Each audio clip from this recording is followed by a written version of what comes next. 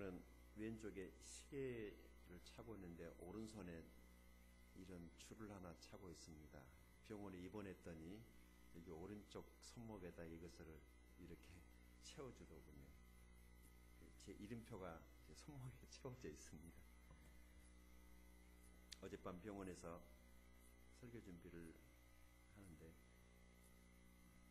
같이 입원해 있는 분들이 텔레비전을 크게 틀어놓으니까 상당히 방해가 됐습니다. 그래서 늦게까지 잠을 못 자고 있다가 새벽녘에 하나님 말씀 앞에 묵상하며 이렇게 설교 준비를 하는데 예수님의 십자가가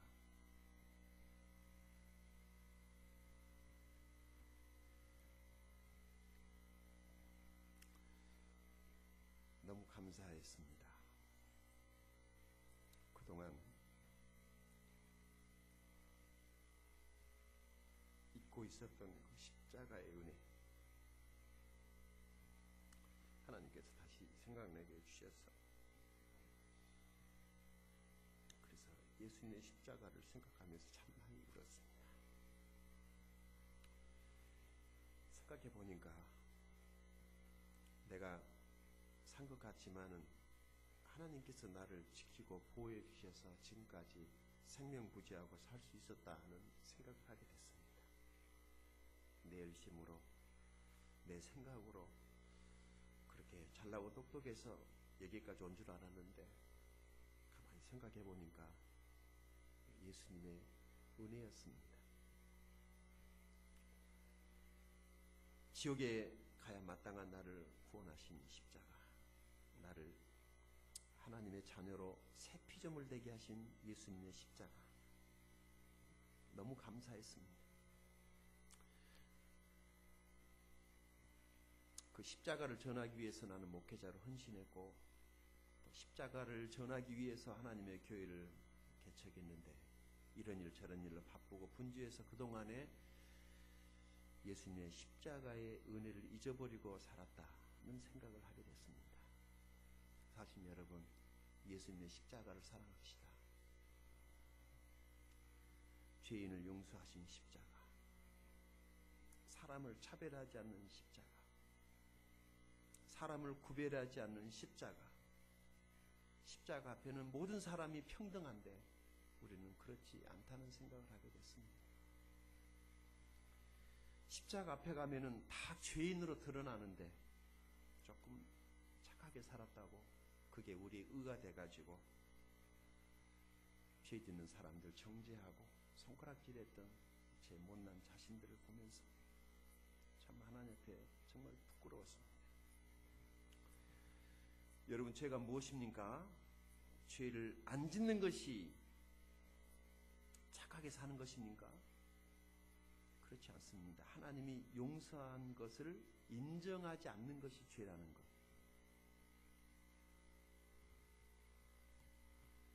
하나님께서 차별하지 않는 것을 나도 차별하지 않는 것이 하나님의 용서를 경험한 사람들이 해야 될 일이 아닌가 그런 생각을 합니다. 하나님께서 구별하지 않았으니까 나도 구별하지 않아야 되는데 우리는 이렇게 구별하고 저렇게 구별하고 산다는 그런 생각을 했습니다. 무엇이 죄입니까? 사랑하지 않는 것이 죄입니다. 사랑은 안 한 것이 아니라 사랑하긴 하는데 내 마음에 드는 사람만 골라서 사랑하는 것이 죄라는 것입니다. 예수님처럼 어쩌면 사랑할 수 없는 사람을 사랑해야 되는데 아직 우리 마음이 좁아서 그렇게까지 사랑할 수 없는 우리 마음, 하나님께서 참 부끄럽다는 생각을 하게 됐습니다. 구원이라고 하는 것은 내가 죄 용서받은 것에 또 하나님께서 새 피조물 되게 하신 것에 사실이긴 하지만은 보다 더 정확한 구원은 죄에 대한 새로운 인식의 전환을 말하는 것입니다. 다시 말해서 죄가 무엇인지 모르는 것이 죄라는 것이죠. 성경이 말하는 죄는 우리가 생각하는 죄의 개념하고 전혀 다른 것입니다. 예수님은 사람들이 죄라고 말하는 것들을 십자가에서 다 이미 도말하셨습니다. 그런데 우리는 그것을 인정하지 않고 마치 세상 사람들이 죄라고 여기는 것을 우리도 똑같이 죄로 여기고 있는 이것이 죄입니다. 하나님은 다 용서하셨는데 그것을 받아들이지 않고 있는 그것이 우리의 죄라고 하는 사실. 요즘에 엽기서 큐티도 하고 방송에서는 쉬운 큐티를 하고 있기 때문에 계속해서 구약 성경에서 신약 성경에서 말하는 이 죄라고 하는 것에 대한 이 개념을 우리가 다시 신학적으로 정립하지 아니하면 우리는 큰 오류를 범하게 됩니다. 우리는 예수님의 십자가를 사랑하고 예수님의 십자가를 자랑하고 우리는 예수님의 십자가를 전하는 사람들이 되어야 합니다. 왜냐하면 신약교회의 가장 중심에는 예수님의 십자가가 있고 신약교회의 가장 중심은 예수님의 십자가이기 때문에 우리는 십자가를 제외하고는 하나님의 사랑을 이해할 수 없고 하나님을 받아들일 수가 없기 때문에 십자가가 중요합니다. 교회를 교회되게 하는 것이 바로 십자가입니다. 십자가가 없다면 교회 옥상에 있는 십자가 말고 말이죠. 그 십자가의 진정한 의미가 사람들에게 전달되지 않는다면 그것은 사람들이 모여있는 하나의 집단에 불과하지 그것을 교회라고 말할 수는 없을 것입니다. 저도 여러분도 그 십자가를 통해서만이 구원을 받고 그 십자가를 통해서만이 하나님 앞에 나아가게 되는 줄로 믿습니다. 한 가지에 미치면 성공한다는 말이 있습니다. 박찬호 선수는 야구공 하나에, 박지성 선수는 축구공 하나에, 박세리는 골프공 하나에, 그리고 우리 김연아 선수는 세계적인 피겨스케이팅 선수가 되기 위해서 그는 수천 번에 수만 번의 엉덩방아를 찍으면서 오직 한 가지에 몰두해 있었기 때문에 그들은 성공한 사람들이 되었습니다. 인생을 살면서 이것저것 다 잘할 수는 없습니다. 한 가지에 미쳐야 됩니다. 국민일보 겨자씨에 나온 글을 한번 읽은 적이 있는데 성공한 사람들의 특징 3가지를 말하고 있었습니다. 첫째는 학력이 그렇게 중요하지 않았다는 것입니다.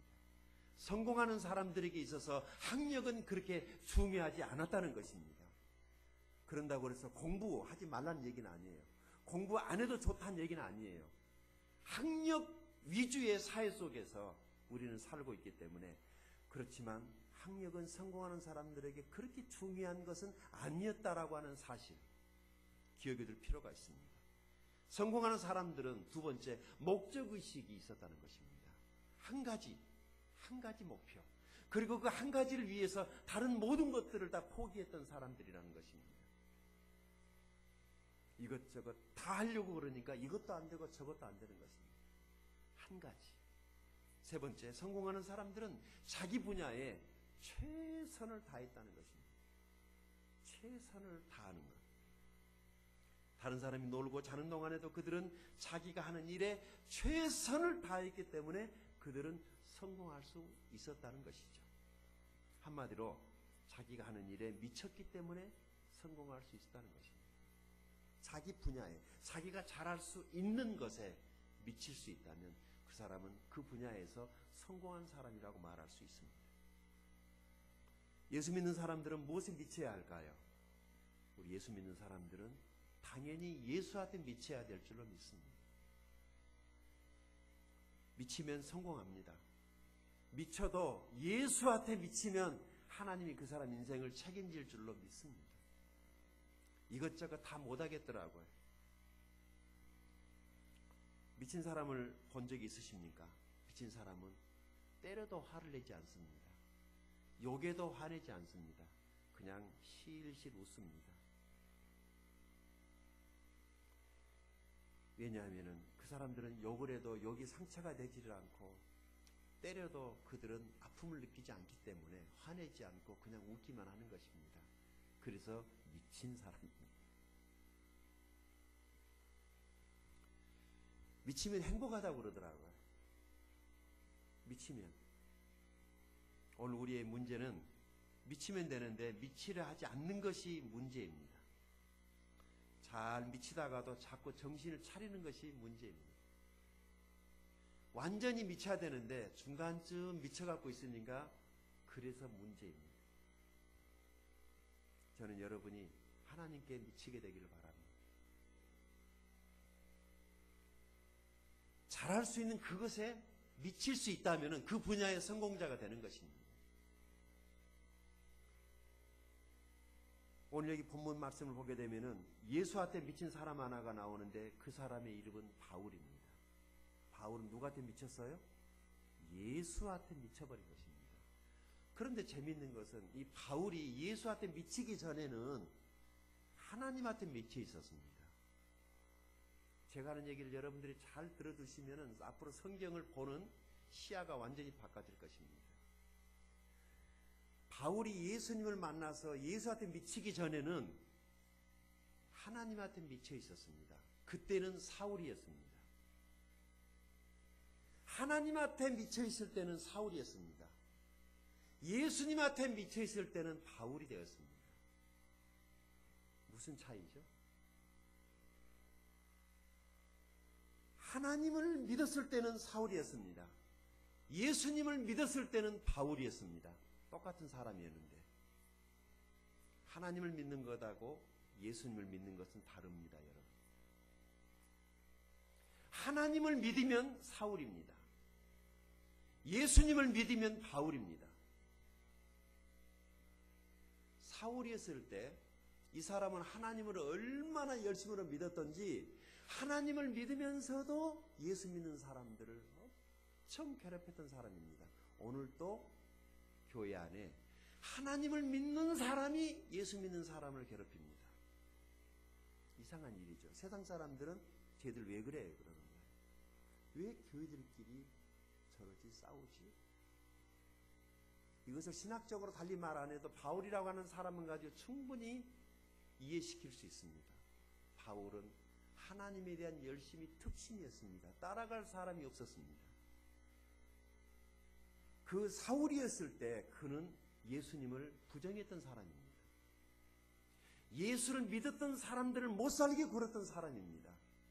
왜냐하면 하나님을 믿으면 되지 왜 예수를 믿느냐는 것입니다. 그래서 그는 예수 믿는 사람들을 괴롭혔고 심지어는 예수 믿는 스데반 집사를 죽이는 일에 가장 앞장섰던 사람이 사울이었습니다. 하나님한테 미쳐 있었습니다.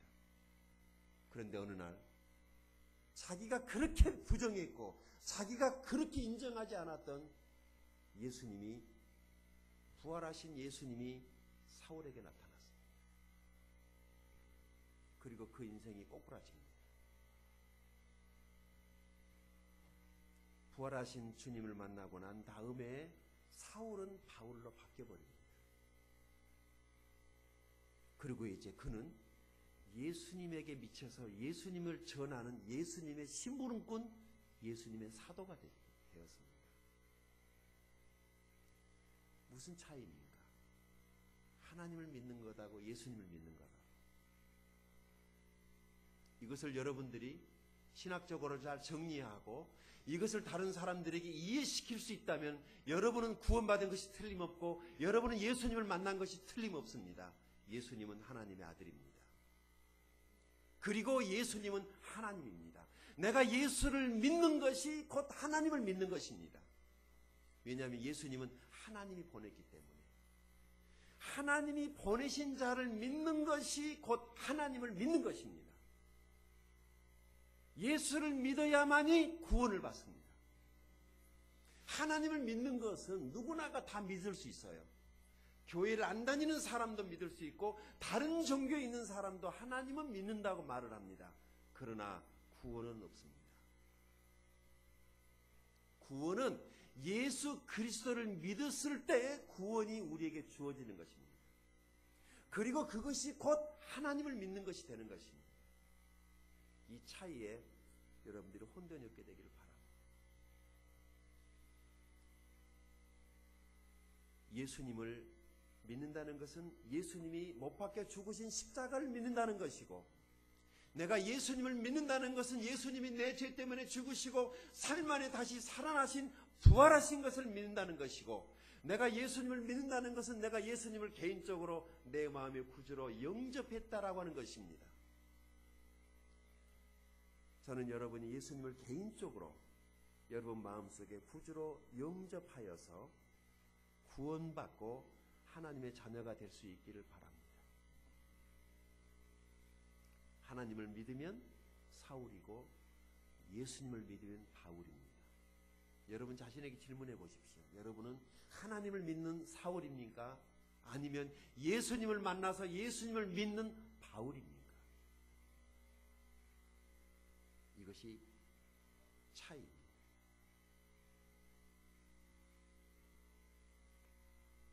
예수님을 만난 이후로 사울은 완전히 다른 사람이 되었습니다. 이름까지도 다른 이름으로, 사울이었던 그가 바울이라는 새로운 이름을 가지고 살게 된 것입니다.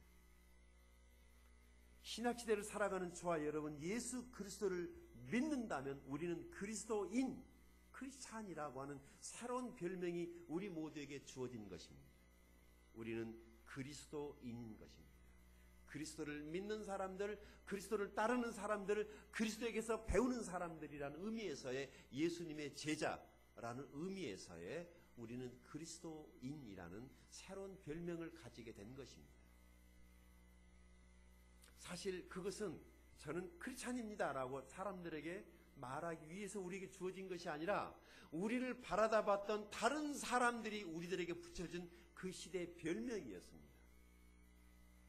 세상 사람들이 우리를 가리켜서 붙여준 별명입니다. 요즘 말로 하면은 예수쟁이, 예수밖에 모르는 사람들, 이런 그때 당시에는 우리를 괴롭히기 위해서 붙여준, 왕따하기 위해서 붙여준 그런 이름이었지만 그 명칭을 받은 사람들에게는 특권이었습니다. 얼마나 감사한 이름이었는지. 예수님 만난 이후로 사울은 완전히 다른 사람이 되어서 새 피조물이 되어서 그리스도의 사도가 되었습니다. 사도라고 하는 말은 보내심을 받은 자라는 그런 뜻입니다. 다시 말해서 그리스도의 종, 그리스도의 심부름꾼, 그리스도의 노예라는 그런 뜻입니다. 그래서 그는 그리스도께서 보낸 곳으로 가서 이방 지역을 다니면서 평생을 하나님의 복음을 전하고 하나님의 교회를 세우는 일에 완전히 미쳐버린 삶을 산 것입니다. 결혼도 하지 않고 가정도 가지지 않고 먹으나 자나 입으나 자나 깨나 앉으나 서나 사도 바울의 생각 속에는 예수님의 십자가를 전하는 복음에 미쳐 살았던 것입니다. 그가 오늘 본문에 나오는 이 고린도 교회는 사도 바울에 의해서 세워진 교회입니다. 그런데 사도 바울이 사정이 있어서 그 고린도 교회를 이제 떠나가게 된 이후에 그 고린도 교회에 잘못된 교사들이 들어온 거죠. 그래가지고 이 교회의 본질, 십자가를 흐리게 만든 거예요. 교회는 오늘 우리 주변의 교회들을 보면은 혹시 우리도 그러지 않는가 한번 돌아볼 필요가 있어요. 교회의 그 본질을 흐리게 하는 것을 조심해야 됩니다. 구원하지 못할 것들은 안 해도 됩니다. 그 활동이, 그 은사가 무엇이든지 간에 그것이 다른 사람을 구원하지 못할 것이라면 그것은 하나님이 주신 것이 아니라고 해도 과언은 아니에요. 무엇이든지 하는 것은 자유예요. 표현의 자유가 있는 자유국가에 살고 있으니까. 그러나 그것이 사람의 영혼을 구원할 수 없는 것이라면 쓸데없는 짓입니다. 나조차고 하는 것은 안 하는 게 좋습니다. 그러나 내가 하는 이것이 다른 사람의 영혼을 구원할 수 있는 것이라면 무엇이라도 우리는 해야 될 줄로 믿습니다. 예수님의 십자가가 사람의 영혼을 구원합니다. 사람의 영혼을 구원하는 것은 예수님의 십자가입니다. 십자가 없이 어떻게 죄 용서를 받고 십자가가 없이 어떻게 사람이 하나님께 돌아오며 십자가가 빠진 복음이 복음입니까? 그러나 세상은 교회로 하여금 다른 것들을 요구합니다. 이거 해라, 저거 해라, 이거 해라, 저거 해라. 목사님들도 장로님들도 집사님들도 다 이거 해야지, 저거 해야지, 저거 해야지, 이거 해야지. 그리고 진짜 할 일은 안 하고 다른 주변의 것에만 분주한 것 같습니다. 어차피 이것저것 다 할 수 없습니다. 시간도 많지 않고 나는 복음만 전하기를 원합니다. 십자가만 전하기를 원합니다. 여러분 인생이 그렇게 길지 않다는 것을 염두에 두고 살아야 됩니다. 이 땅에 우리가 머물 수 있는 시간이 그렇게 결코 길지가 않다는 것입니다. 내 삶을 통해서 한 영혼이라도 구원할 수 있다면 아마 그런 목적들 때문에 여러분들을 세상 속에 두시고 하나님께서 우리를 이 세상 속에 한 구리의 나무로 심어두신 것입니다. 왜냐하면 우리 주변에 구원받아야 될 영혼들이 있기 때문에 그 사람의 영혼을 구원하라고 하나님이 우리를 보내시기도 하고 혹은 오게도 하는 줄로 믿습니다. 늦게 설교 준비하고 오는데 문자가 하나 왔습니다. 방송을 듣고 계시는 분이 저에게 목사님, 많은 분들이 하나님의 뜻이야, 하나님의 섭리야 라고 이렇게 흔히 얘기하는데 도대체 무엇이 하나님의 뜻입니까? 무슨 일을 만나도 다 그것이 하나님의 뜻이야, 하나님의 다 섭리야 라고 이렇게 말을 하라고 그러는데 도대체 어디까지가 하나님의 뜻이고 어디까지가 하나님의 섭리라고 인정을 해야 되느냐라고 아주 어려운 질문을 해왔습니다. 그러나 얼마나 갈등이 심했으면 그 야심한 밤에 저에게 문자를 보냈을까 싶어서 제가 하나님의 말씀을 제가 몇 구절을 보내드리고 이렇게 말씀을 해드렸습니다. 하나님의 뜻, 하나님의 계획, 하나님의 그 섭리는 다 사람의 영혼 구원하고 연결이 되어 있습니다. 그러면 성경이 이해되지 않을 게 없습니다. 모든 만남은, 모든 하나님의 계획은, 모든 섭리는 다 사람의 영혼 구원하고 연결이 되어 있습니다.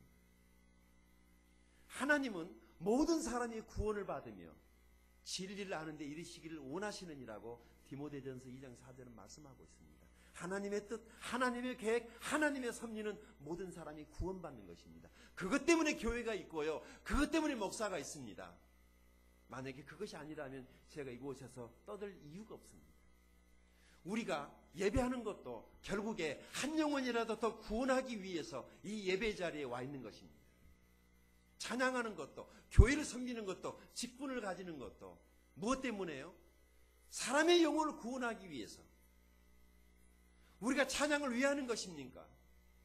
그 찬양을 통해서 사람의 마음이 하나님을 받아들일 수 있도록 그 사람의 마음을 열게 하기 위해서 찬양을 하는 것입니다. 사람의 영혼 구원하고 모든 것을 연관시켜서 여러분의 삶을 생각해 보시면 이해되지 않을 문제가 없습니다. 모든 것에, 모든 섭리, 모든 계획은 영혼 구원하고 연관이 되어 있습니다. 하나님의 관심은 사람이 구원받는 것입니다. 구원을 받아야만이 천국에 갈 수 있습니다.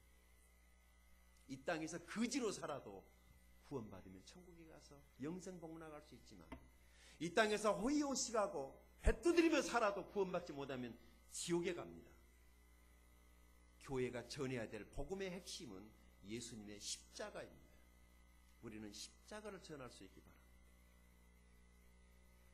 사도 바울이 고린도 교회의 성도들에게 복음을 전하기 위해서 갔다고 말씀합니다. 자, 우리 17절 말씀 같이 다시 한번 보시겠습니다. 같이 읽어볼까요? 17절 시작. 그리스도께서 나를 보내심은 침례를 베풀게 하려 하심이 아니요 오직 복음을 전하게 하려 하심이로되 말의 지혜로 하지 아니함은 그리스도의 십자가가 헛되지 않게 하려 함이라. 아멘. 사도 바울이 그리스도께서 나를 고린도에 보낸 이유는, 그 목적은 그 교회 안에 우중이 떠중이 기나 고동이나 다 그냥 사람들 긁어 모아가지고 교회 회원수를 불리기 위해서 보낸 것이 아니었다고 말을 합니다. 여기 침례를 주려 함이 아니요라는 말이 뭐냐면은 침례는 교회 회원됨의 의미 아닙니까?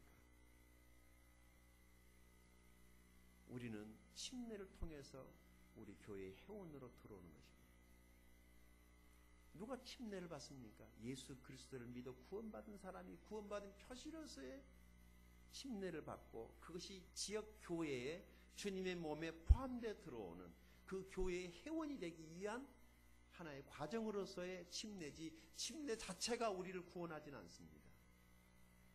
예수 그리스도의 십자가가 우리를 구원하는 것이고 침례는 하나의 형식이요 그것은 하나의 성도의 의무인 것입니다. 교회의 회원으로서의 자격을 얻기 위해서 침례를 받는 것입니다. 여기 그래서 말씀을 보시게 되면은 그리스도께서 나를 보내심은 침례를 베풀게 하려 하심이 아니오라고 단호하게 얘기를 해버립니다. 목회의 본질이 무엇이냐? 교회 사람들을 많이 오게 해가지고 무슨 짓을 해서라도 교회 회원 수를 많이 늘리게 하는 것이 목회의 본질은 아닙니다, 여러분. 나는 우리 교회에 이게 저게 막 다니던 사람들이 막 오는 거, 난 그거 원하지 않습니다. 사람이 그냥 많이 와서 교회에 등록인은 출석인원만 많아가지고 뭐 하겠습니까? 바울은 고린도에 온 목적이 사람들에게 침례 줘가지고 고린도 교회 사도 바울의 목회 사역에 사람들이 엄청나게 많아졌다. 그것 때문에 고린도에 온 것이 아니라고 잘라 말을 해버립니다. 무엇 때문에 왔다는 것입니까? 나는 복음을 전하기 위해서 왔다고 말이야. 우리는 예수 그리스도의 복음을 전하기 위해서 이곳에 있어야 됩니다. 이것이 목적이라면 우리는 한 교회를 이루고 있는 것입니다. 제가 여기 있는 목적도 그것 때문입니다. 저는 원래 목포에다가 교회를 개척하거나 목포에 있을 생각을 갖지 않았었는데 하나님께서 저로 하여금 이곳 목포에 있도록 하셨습니다. 그것은 복음을 전하기 위해서 제가 이곳에 있는 것이지 그것 말고는 제가 목포에 있어야 될 하등의 이유가 없는 것입니다. 저는 제가 목회하는 동안에 다른 것 하지 않고 예수님의 십자가의 복음을 전하기를 원합니다. 복음을 전하는 것이 중요합니다.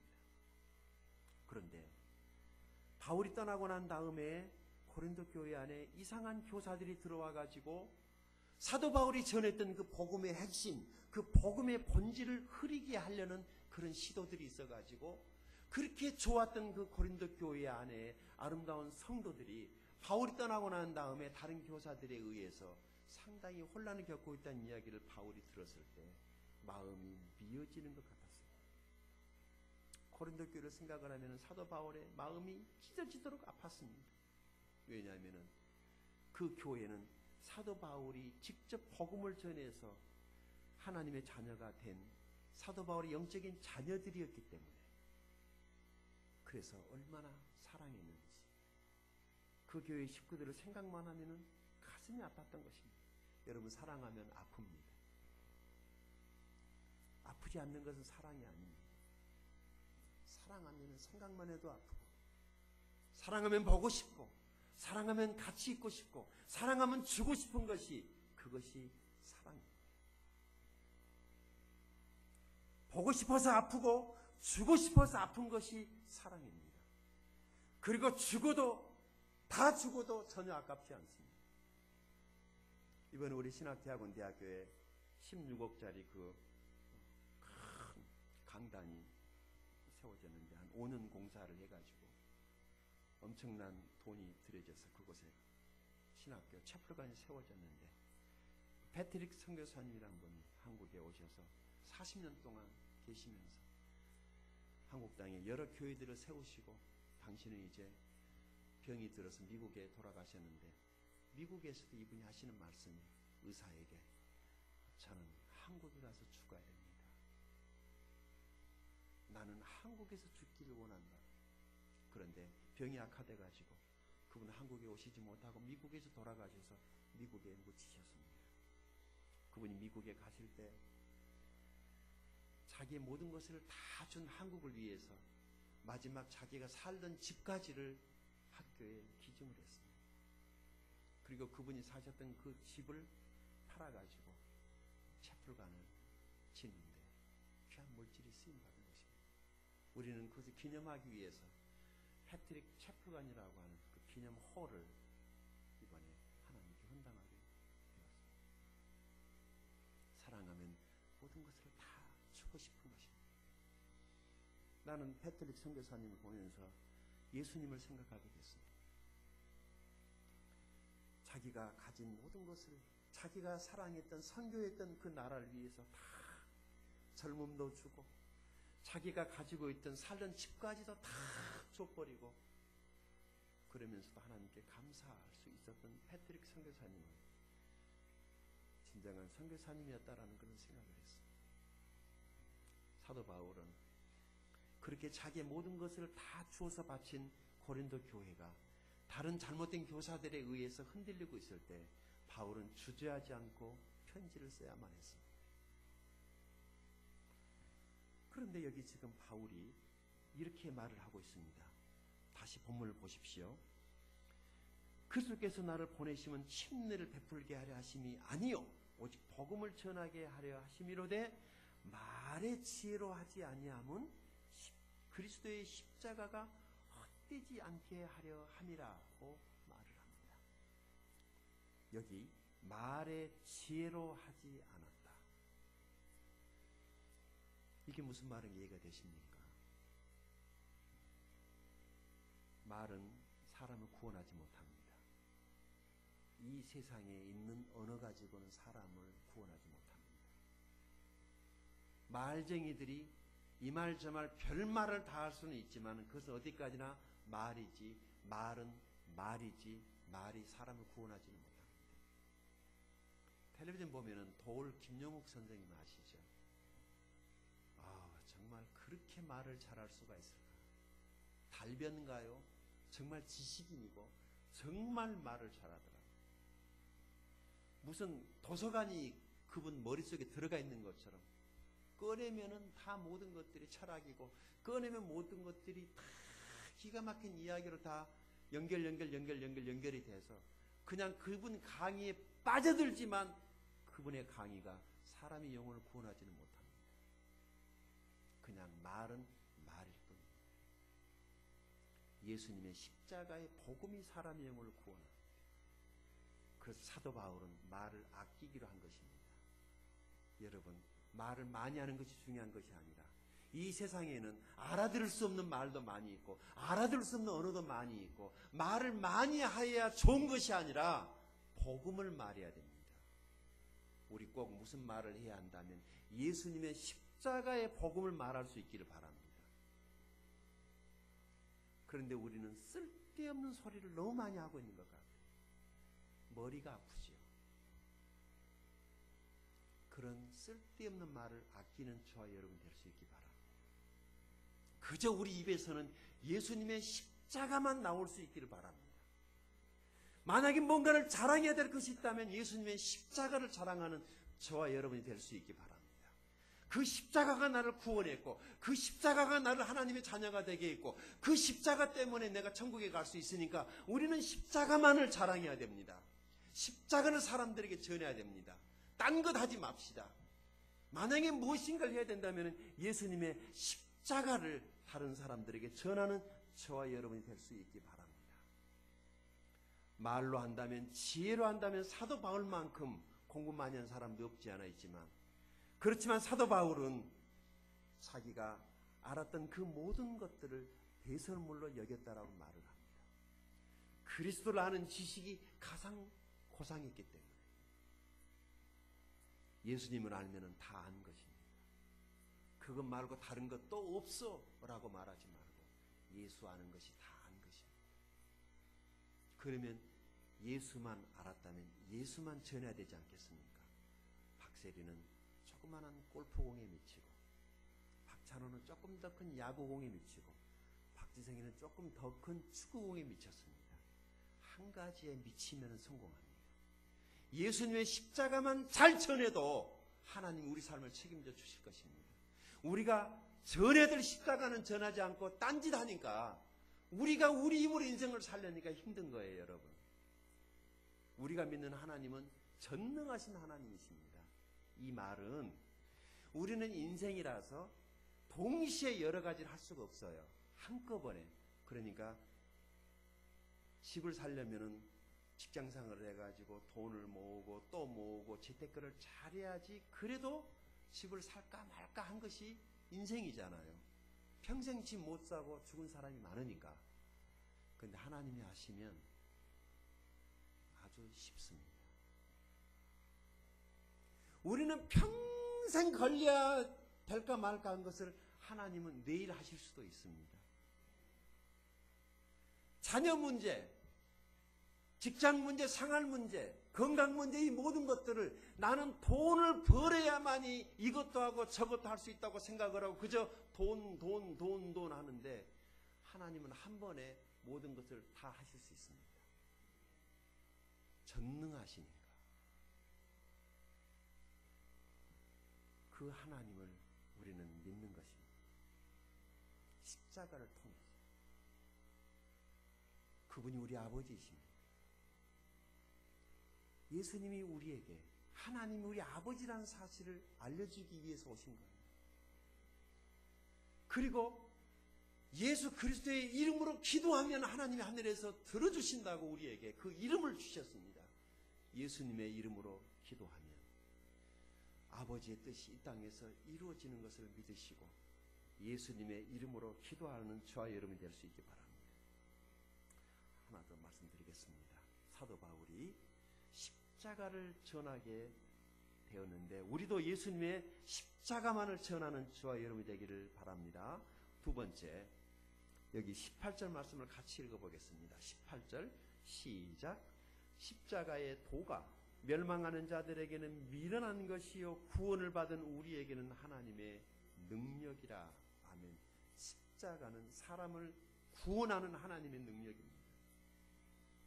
이 능력, 저 능력, 가장 큰 능력은 사람의 영혼을 구원하는 것이 진짜 능력입니다. 사람의 영혼을 구원하는 것은 예수님의 십자가입니다. 그렇기 때문에 우리는 십자가를 전해야 됩니다. 이것이 무슨 말이냐면은 우리가 입을 열어서 예수님의 십자가를 구체적으로 말을 해야만이 예수님을 개인적으로 영접할 수 있도록 누군가가 가서 그 발품을 팔고 누군가가 가서 그 시간을 들이고 누군가가 가서 그 노가다를 해야만이 복음이 그 사람에게 개인적으로 전해진다는 말이지, 강단에서 떠든다고 그래서 이것이 외친다고 그래서 되어지는 일이 아니라 누군가가 한 사람 한 사람씩 예수님을 영접할 수 있도록 누군가가 주님의 손이 되고 누군가가 입이 되고 누군가가 발이 돼서 그 일을 했을 때에만 영혼을 획득할 수 있다는 것입니다. 전도에서 교회까지 데려오려고 하지 마시고 그 전도의 현장에서 여러분이 예수님을 전할 수 있기를 바랍니다. 거기서 예수님을 만나서 구원받으면 그 사람이 자기 발로 교회에 오는 것입니다. 그저 교회까지 오라고, 교회에 그냥 오라고 공들이지 마시고. 왜냐하면 가라지들이 너무 많아요. 우리를 교회까지 오지 못하게 하는 이 세상의 악한 것들이 사람들의 마음을 부여잡고 예수님에 대한 복음을 듣지 못하게 교회에 대해서 얼마나 나쁜 이야기들이 세상에 많이 돌아다니는지 모릅니다. 그래서 세상 사람들은 더 이상 교회에 오려 하지 않습니다. 방법을 바꿔야 됩니다. 우리가 가면 됩니다. 나는 우리가 움직이는 교회가 되기를 바랍니다. 교회 안에 와서만이 아니라 우리 한 사람 한 사람이 움직이는 예수님의 십자가가 되기를 바랍니다. 우리 한 사람이 교회가 돼서 출장 나가면 되지 않습니까? 뭔 일로 오셨습니까? 출장 왔습니까? 왔습니다. 무슨 출장 오셨습니까? 예, 교회가 출장 왔습니다. 여기가 본점이고 저는 지점입니다. 본점에서 보내서 제가 지점장으로 왔습니다. 무슨 일로 오셨습니까? 예, 예수님의 복음 전하러 왔습니다. 당신이 예수를 믿어야만이 구원받습니다. 예수 믿는 것이 하나님을 믿는 것입니다. 예수님을 그 사람 마음속에 심어주면 그 사람이 자연스럽게 교회에 예배하러 오는 것을 우리가 움직이는 십자가가 되기를 바랍니다. 사도 바울은 그 자신이 십자가였습니다. 바울이 움직이는 것은 예수님의 십자가가 움직이고 있었고, 바울이 입을 열면은 예수님의 십자가만 나왔습니다. 찔러도 십자가, 잠자도 십자가, 밥을 먹어도 십자가, 말해도 십자가, 앉아도 십자가, 눈을 떠도 십자가. 그의 입에는 그저 예수님의 십자가밖에 없었습니다. 여러분, 우리도 바울처럼 십자가만을 자랑하고 움직이는 십자가가 될 수 있기 바랍니다. 18절, 십자가의 도, 이게 길도자고 말씀도자거든요. 이 예수님의 십자가를 통해서 하나님께로 간다라고 하는 이 진리가 멸망, 지옥 가는 사람들에게는 미련하게 보일 거예요. 꼭 그렇게 해야 되나? 그러나 구원받은 우리에게는 유일한 하나님의 능력이라는 것입니다. 십자가 빼놓고 어떻게 구원받습니까? 우리 어떤 선한 행실도, 우리 어떤 종교적인 행실로도 구원받을 수가 없습니다. 오직 십자가를 통해서만 구원을 받게 되는 것입니다. 그래서 구약 성경을 사도 바울이 여기 19절이 얘기를 하면서 기록된 바 내가 지혜 있는 자들의 지혜를 멸하고 총명한 자들의 총명을 폐하리라 하셨으니, 지혜 있는 자가 어디 있느냐? 선비가 어디 있느냐? 이 세대에 말 잘하는 변호사 같은 그런 변론가가 어디 있느냐? 하나님께서 이 세상의 지혜를 미련하게 하신 것이 아니야. 오늘 교회 안에 심리학, 사회학, 경제학, 여러 가지 교회가 무슨 성장, 교회 성장학, 모르겠어요. 교회는 얼마나 커갈는지는 모르겠지만, 그러나 하나님의 지혜는 예수님의 십자가라는 것입니다.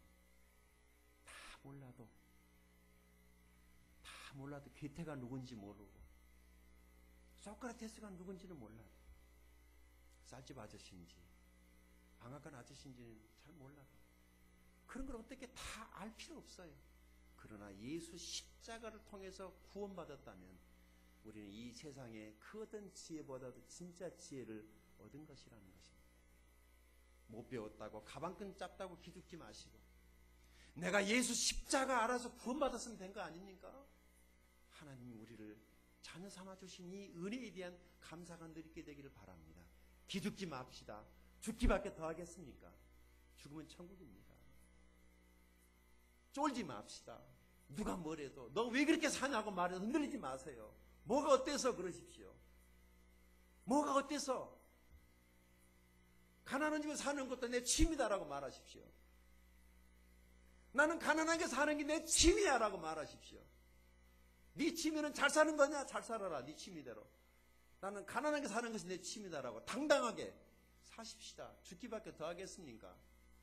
바울은 로마 감옥에 있었지만은 행복했어요. 행복했어요. 그에게는 복음이 있었거든요. 로마의 황제 앞에 가서도 눈 하나 깜짝하지 않았습니다.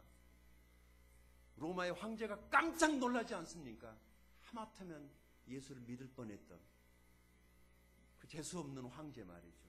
바울이 말을 할 때 잘 들었으면은 그 황제가 구원받는 것인데, 바울은요 황제 앞에 가서도 눈 하나 끔찍 안 하고 예수님 복음을 전합니다. 자기 얘기하는 것처럼. 여러분이 복음이 능력입니다. 눈 부릅뜨고 밀리지 마시고, 까짓것 직장에서 그만두라고 그만두십시오. 하나님이 새로운 길도 줄 겁니다. 거기 가서 굽신거릴 필요 없습니다. 믿음으로 사십시다. 22절, 23절 같이 읽어보십시다. 시작. 유대인은 표적을 구하고 헬라인은 지혜를 찾으나 우리는 십자가에 못 박힌 그리스도를 전하니 유대인에게는 꺼리끼는 것이요 이방인에게는 미련한 것이로되. 아멘. 우리는 뭘 전해야 되겠어요? 십자가에 못 박히신 그리스도. 이것이 저와 여러분의 마음 안에 깊이 새겨져 있기를 바랍니다. 이것을 전하십시다. 십자가에 못 박힌 그리스도. 이것이 나를 살게 하고, 이것이 우리 자녀를 잘되게 하고 우리 가정을 잘되게 할 것을 믿으십시오. 우리 주변에 있는 사람들에게 예수님의 십자가에 못 박히신 그리스도를 전하는 저와 여러분이 될 수 있기 바랍니다. 오늘 아침에 외출 이렇게 신청을 하고 병원에서 나오시는데 바로 내 앞쪽에 앉아 계신 분이 이렇게 사고로 입원해 계신 분 같은데 책을 읽고 계셔서 제가 교회 전도지하고 또 제 주보를 이렇게 내어드리면서 제가 그분에게 예수님을 전했습니다.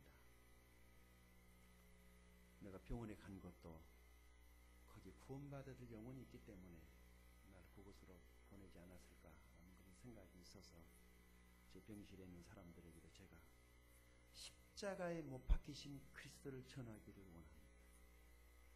어제 우리 윤광재 목사님 사랑하는 남편 하나님께로 떠나보낸 지 1년 추도 예배를 여기서 드리면서 그 시댁 가족들이 추도 예배를 하기 위해서 교회로 다 왔어요. 여러분 혹시 무슨 기념할 만한 예배를 해야 된다면 집에서 하기에 너무 번거로우시면 교회에 와서 예배를 드리시고 친교 모임은 밖에서 하시는 것도 괜찮아요.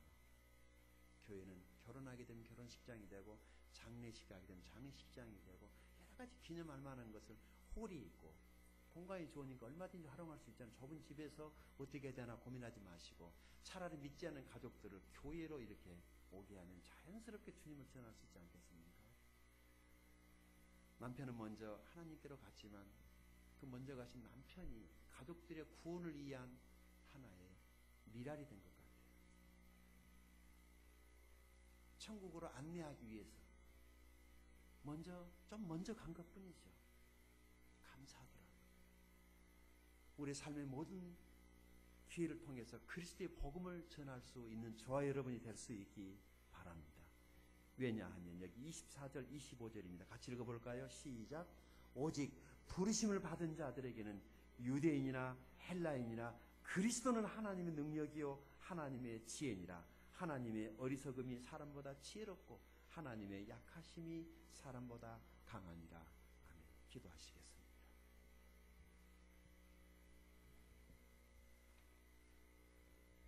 다 머리를 숙이시고 여러분에게 예수님의 십자가는 어떤 의미였는지